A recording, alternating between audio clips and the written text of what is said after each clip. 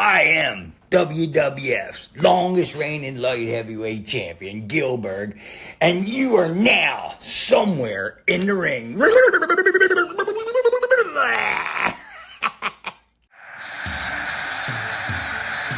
following podcast is scheduled for one recording with no time limit. Making their way down to somewhere in the ring, Andrew Sanford and Ryan Sprague.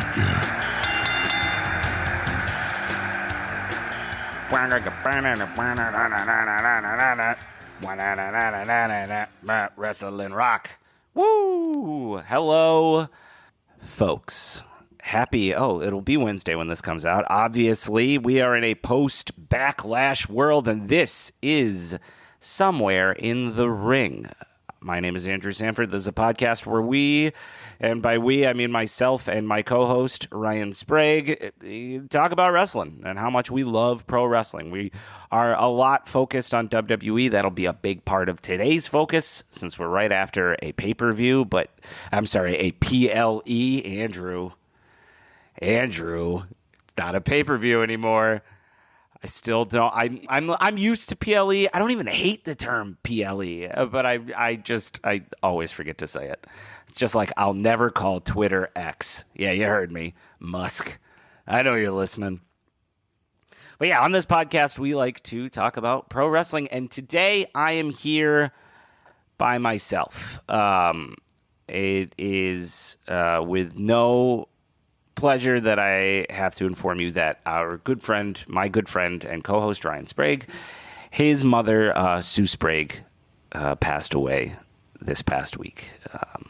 We love Sue here. I've was never lucky enough to meet Sue in person, unfortunately, but I definitely interacted with her on Facebook before.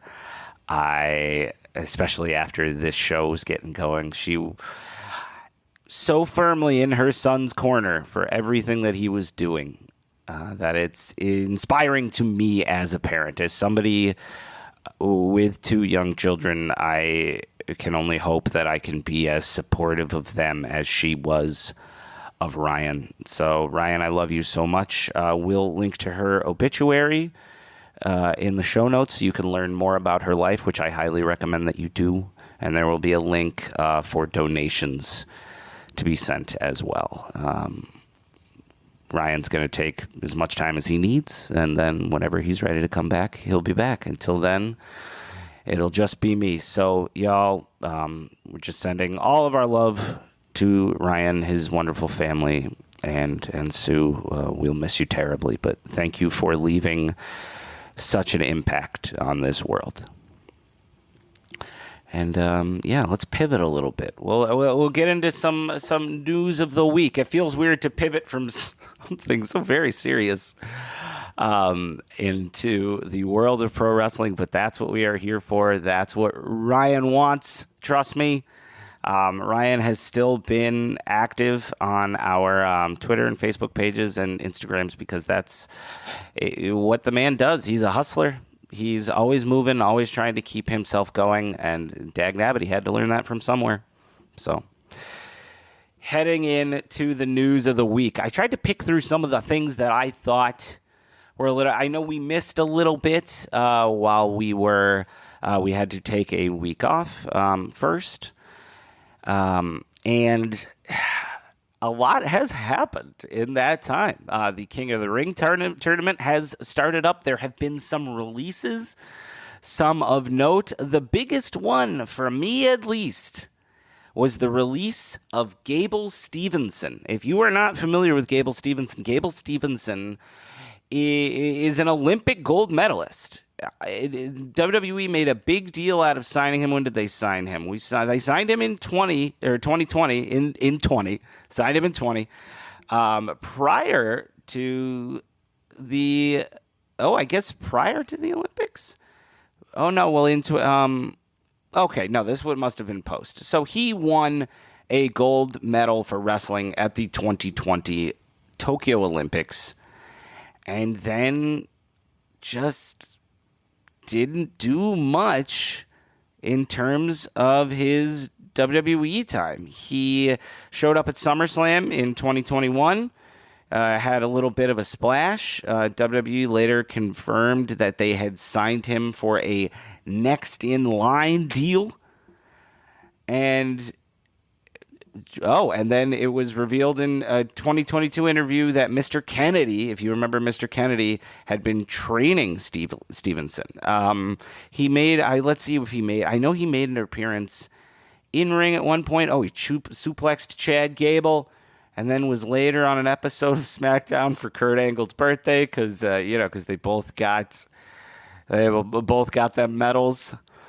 And and then he was there he made really sporadic appearances throughout his time. Let's see. And then he finally had a match at the Great American Bash against Baron Corbin. I just remember when this guy got signed, it seemed like WWE was like, this is our big guy. And what's funny too is he's kind of similar to Braun Breaker, at least in physicality and wrestling style, and they both wear singlets. But it seemed like a big deal, and it just went nowhere. And I'm very interested in why that is. What ended up happening? Because he he wrestled a dark match this year. Wow. See, Wikipedia, y'all. It's fantastic. Donate if you can. I have donated to Wikipedia in the past, $5, I think a couple times, because I use it so much. And yes, now I get emails every now and then that are like, Andrew, you're one of the only people doing this. So please, if you could find it in your heart to give us another $5, maybe I will. Maybe I'll do that today. They're going to hear this, and I'm going to get another email.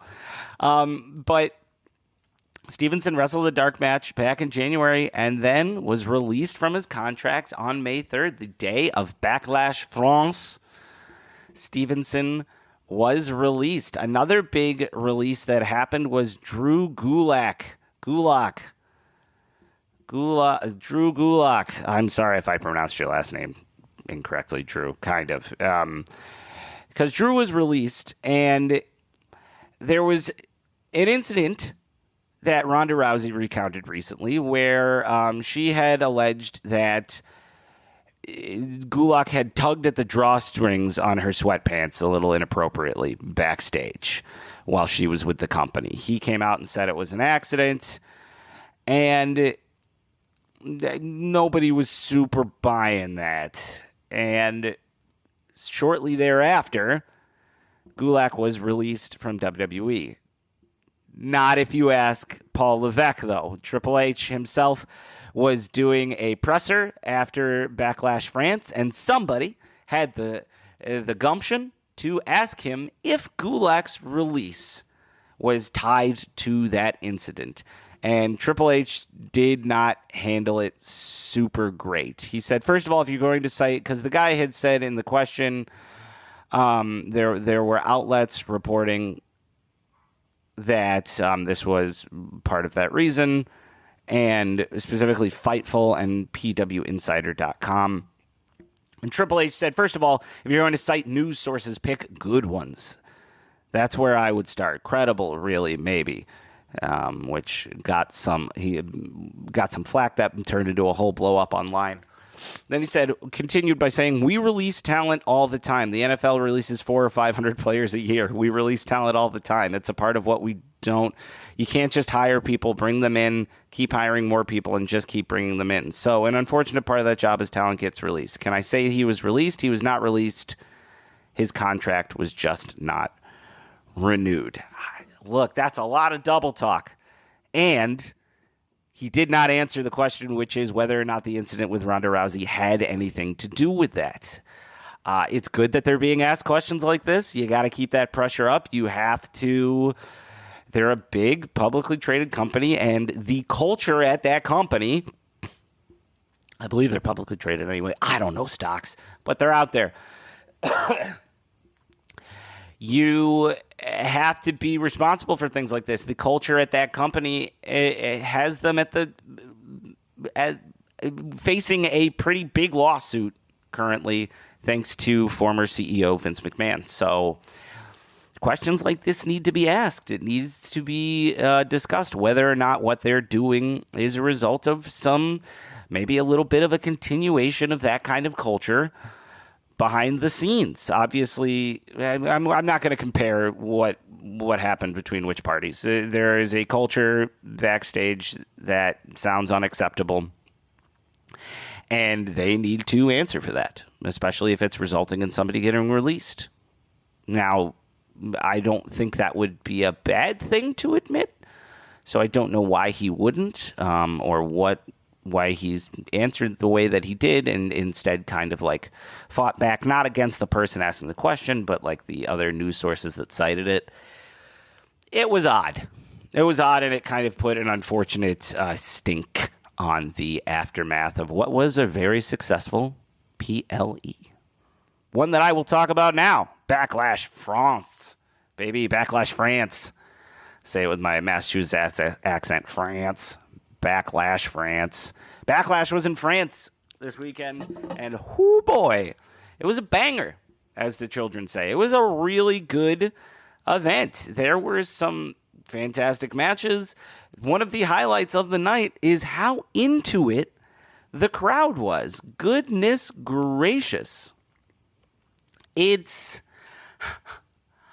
the chants, everyone chanting in unison. I believe they were saying phenomenal.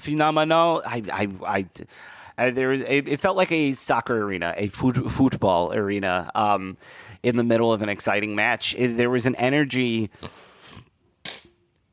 that was just undeniable. I have a little bit of a sinus thing. I apologize in advance. I'm fine. Thank you for asking. If I cough occasionally, if there's some nasalness going, please know that that's why. But they had a pretty successful tournament in France with some fantastic matches. Let me see if I can pull those up for you. I have them pulled up. I just need to work my phone correctly. You're getting some behind the scenes because it's all this guy, and I can't stop talking. Or who knows what will happen. Starting off the night, we had a tag team street fight. Didn't start that way. It was supposed to be a regular tag team match between the Bloodline, Solo Sikoa and Tama Tonga, against Kevin Owens and Randy Orton. This has been building for weeks, and boy, oh boy, these folks got out into the ring and were so intent on pummeling each other once they got out there that dagnabbit, Nick Aldis came out and said, okay, that's it. If you four don't want to follow the rules, then there are no rules, which I always love that kind of stuff. That's what I love general managers for little, like, you think you're going to get one match and then it gets twisted on you. And then dagnabbit that they have a street fight. Whoo, I will never, ever be comfortable with people getting suplexed onto chairs or dropped onto chairs. It always looks painful. It always looks rough. There's a certain way where I'm just like, I guess maybe they have some pre-bendable chairs or something. I don't know. But oh boy, it looked like it hurt. That happened to poor Kevin Owens towards the end there. These guys had a very deeply physical match where they were beating each other up all outside of the ring, using weapons, just going at it in a way that felt appropriate for a street fight. And then things took an even more interesting turn. Ryan and I always say on this podcast that we are lovers, not experts. There are some blind spots I have. New Japan Wrestling is one of them. And one of the things that I would know if I didn't have such a blind spot, let me find it here, is that, I can't just type gorillas into Wikipedia. That's not how it works. I thought I had this pulled up already, and I didn't.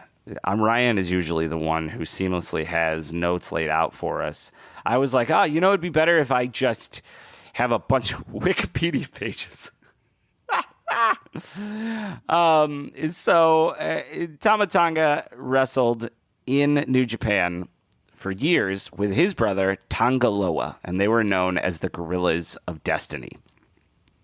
And well, Tanga Loa appeared at Backlash to help his brother and further strengthen the Bloodline. The Bloodline is evolving, it's changing, it's growing, and whoo boy, does it look like a pretty unstoppable force at this time. If you had asked me, I thought Jacob Fatu, another member of the Bloodline writ large, was going to show up, but it may, if I had known Tangaloa existed, that my buddy probably would have been there because it makes a little bit more sense.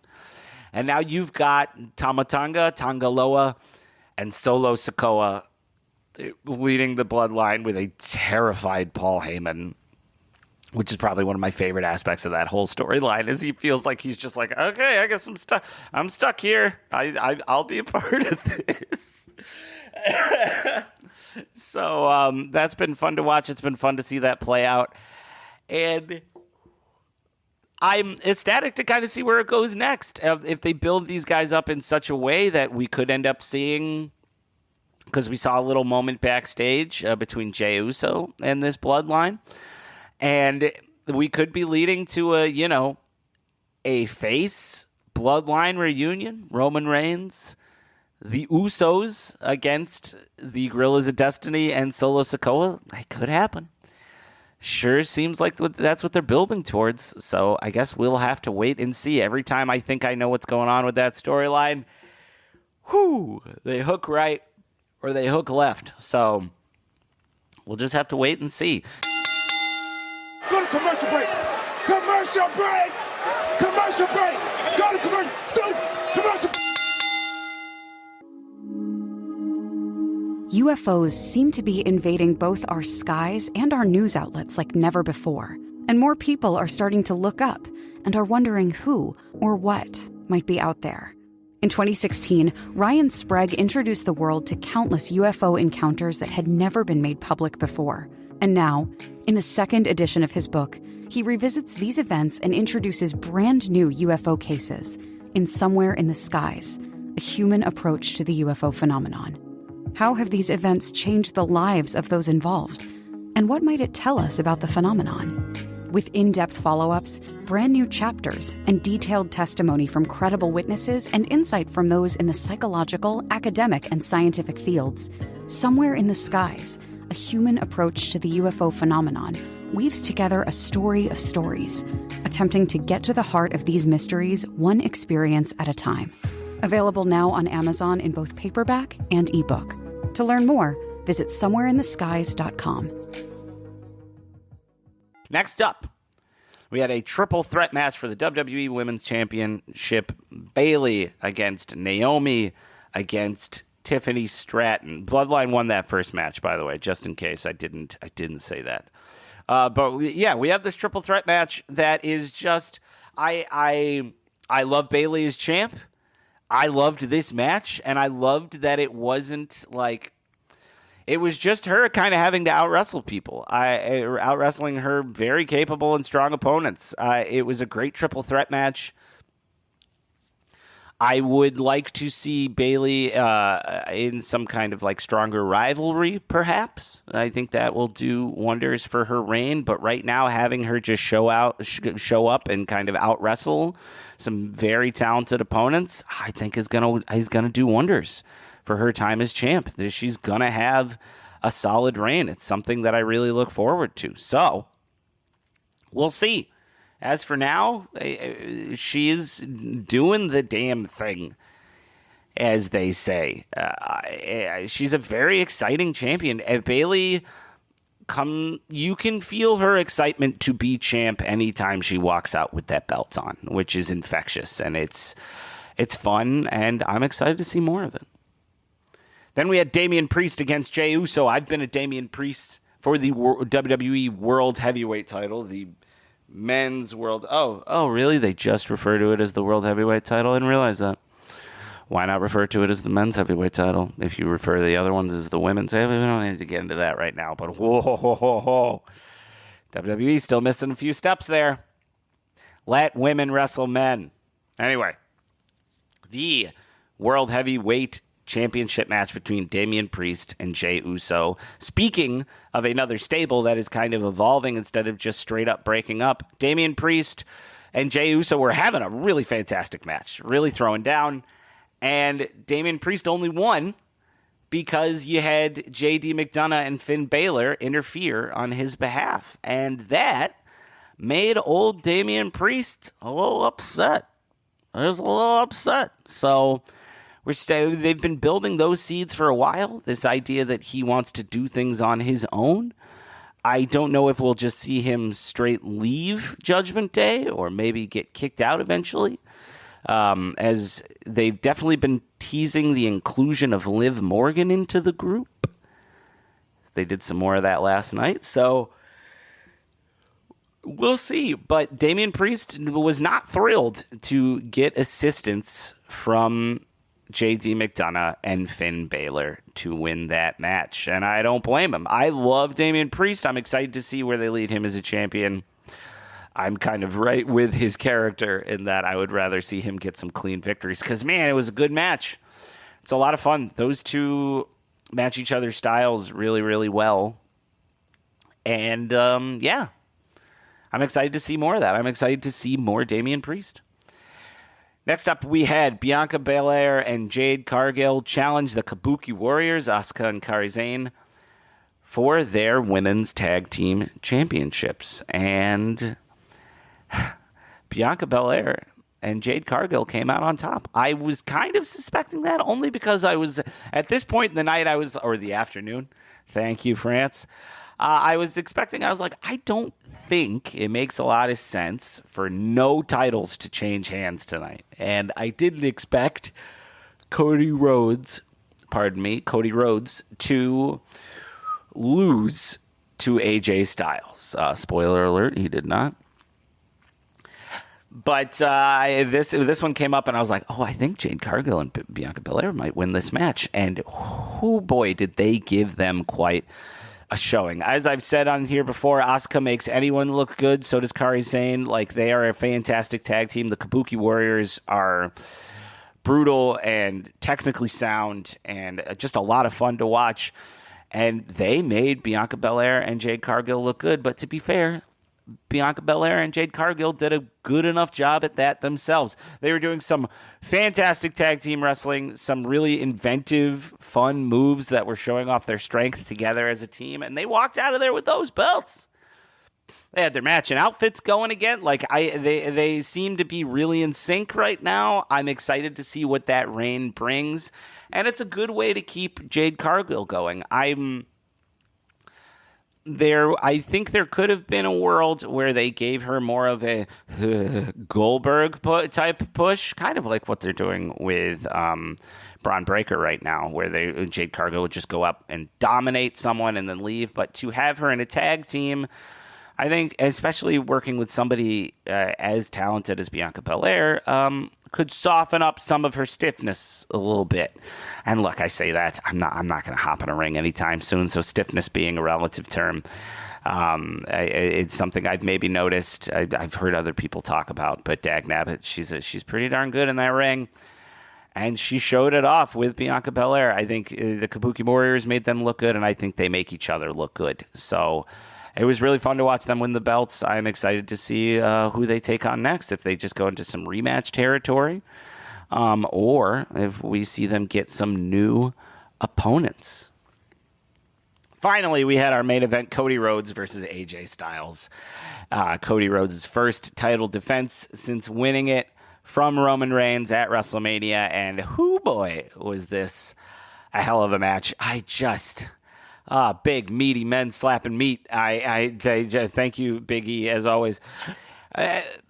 Two incredibly skilled, sound wrestlers just putting on an absolute barn burner of a match, breaking French announce tables, doing some moves that just looked downright deadly. And what I loved is that it was Cody kind of having this perseverance in the match. It was clear that, or not clear, but there were several times where it looked like AJ Styles was just whooping him, dropping him onto the outside apron on his head, doing I forget the move that he did, but he did a driver where it's almost like a Samoan drive. Like he had him on Cody Rhodes' back on his shoulders and then dropped him onto his head and shoulders. Not the shampoo, the actual connecting part of his head and shoulders. But it looked vicious. The gentleman whose name escapes me that he borrowed the move from, I think only did I saw it somewhere that he only did it like 5 or 6 times in his career just to kind of sell the severity of it. So to see that happen was pretty phenomenal, and to see Cody Rhodes get whooped and then battle back and persevere and win his match against AJ Styles was a lot of fun. It was an aspect of Cody Rhodes's journey towards the belt so far kind of seen play out in a match where he takes a licking and he keeps on ticking. So it was a lot of fun. It was a great first defense. It's something where I'm excited to see again, maybe a more of a rivalry come out next with whoever Cody Rhodes faces for that belt. But AJ Styles is a perfect choice for his first opponent and is doing some, pun intended, phenomenal work in the ring currently. AJ Styles is somebody who's just grown and changed constantly over 20 years, always staying fresh, always feeling like he's just a step ahead of most people on the roster. And yeah, I would love to. I wouldn't hate seeing them wrestle again. But I think we'd probably need to build next towards somebody else for Cody to wrestle. I'm not sure. I'm not sure how they play it with him. Is he going to wrestle a different person every time, like every month? Is he going to? Because I feel like there is this idea that he wants to be a bit of a fighting champion. Unlike Roman Reigns, which I have come to appreciate, especially in the aftermath, this idea that Roman Reigns and WWE building Roman Reigns made it so that when Roman Reigns defended that belt, it was an event. It wasn't just this, he's going to defend it on Raw. He's going to, they have the World Heavyweight title for that. They have the Intercontinental title for that. But I don't know. I think we could probably see whoever wins the King of the Ring facing Cody Rhodes for the belt next. And if Monday night was any indication, oh boy, I think we'll probably see Gunther up against Cody Rhodes. I think he would be a great villain role. I know a lot of people on the Facebook group have talked about that. Check out our Facebook group. So let's dive into it. Let's move on from Backlash. Let me see. Let me give a rating I would give this like a 4.5 out of 5, a 4 out of 5 on that scale. I think it was just missing some more rivalry juice, but the matches were very exciting. And again, the arena, oh my goodness, like that's a whole extra other element. Just how into it those people were that made it that much more exciting. Monday night, we saw a bunch of King of the Ring matches. The King and Queen of the Ring event will be taking place in Saudi Arabia next month. When's that happening? When's that coming up? Oh, May 25th. Oh, it's this month. Just a few weeks in Jeddah, Saudi Arabia. So we'll see what happens. It's the first King of the Ring tournament since 2021. The last person to win that was Xavier Woods. And we've already got the bracket laid out for the men's and women's King and Queen of the Ring, respectively. Don't have a full bracket from what I can see for the women's one just yet.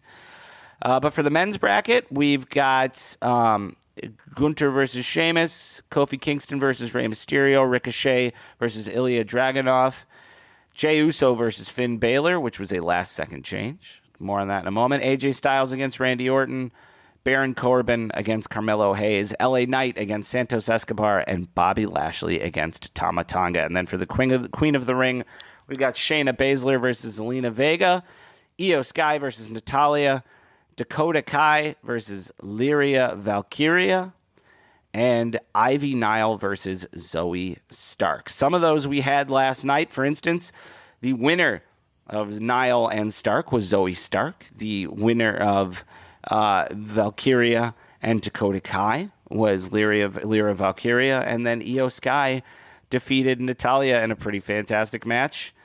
Those happened last night. We had Ricochet versus Ilya Dragunov in an insane match. And you can see Ricochet's chest afterwards. Like, the dude is just bruised and beaten up. A really fantastic match. More on bruised chests in a minute. Jey Uso versus Finn Balor. Originally, it was supposed to be Drew McIntyre against Finn Balor, but he was not medically cleared to compete. Jey Uso was a last-minute addition. And look, I got to give it to him. That was still a fun match that Jey Uso came out on top with. And so many of these folks were just wrestling in France on Saturday and then wrestled these matches on Monday night. I just, for the human body to be able to do that is just very impressive. They must have been sleeping all day on Sunday. I hope they were. I hope they got to. Fingers crossed. The end of the night ended up being Gunther versus Sheamus, where they just beat the hell out of each other. Like, oh my goodness. I just... Speaking of big, meaty men slapping meat, these guys, it only recently occurred to me that Gunther doesn't have a lot of, like, specialty moves and attacks. He just does kind of quote-unquote normal attacks as brutally as humanly possible. And it was interesting for me to see Sheamus, who just came back, fight and lose in such a way. I don't think he's going to get buried from that at all, but it did seem like a little bit of a momentum killer. But we shall see. A hot take, because they keep kind of snipping at each other. I wonder, and I mean, this would also rely on CM Punk has been critical of WWE's shows in Saudi Arabia in the past. You can look up what he said to The Miz if you want to.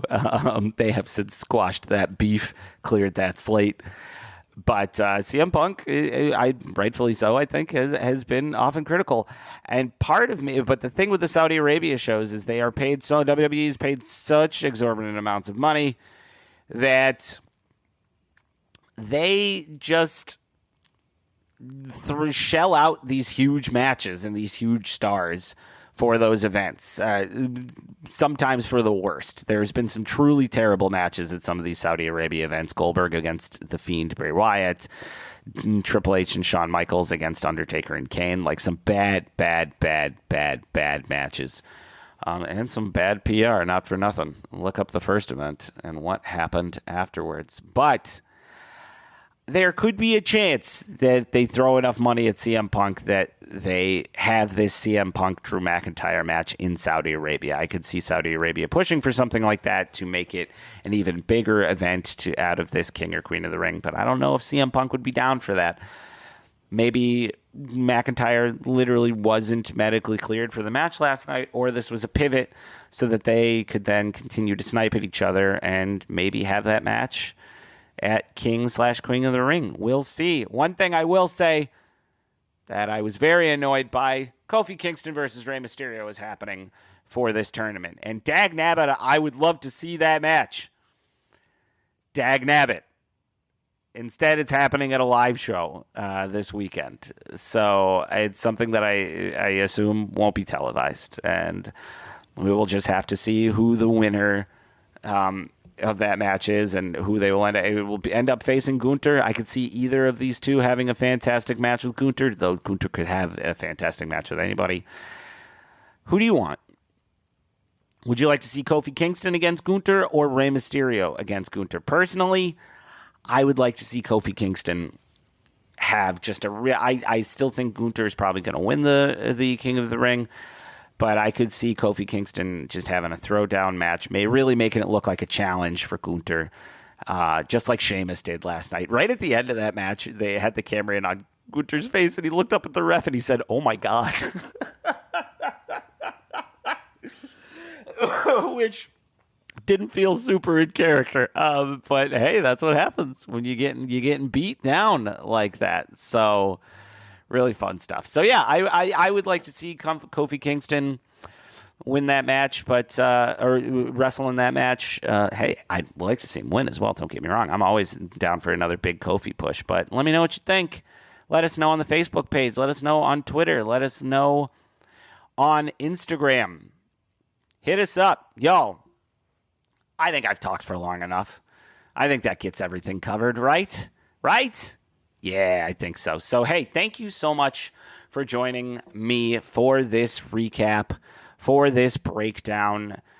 We'll see what happens with the King and the Queen of the Ring coming up afterwards. We'll probably talk about it. I don't know if I'll be watching for reasons that are Googleable really easily. So we'll just leave it at that, okay?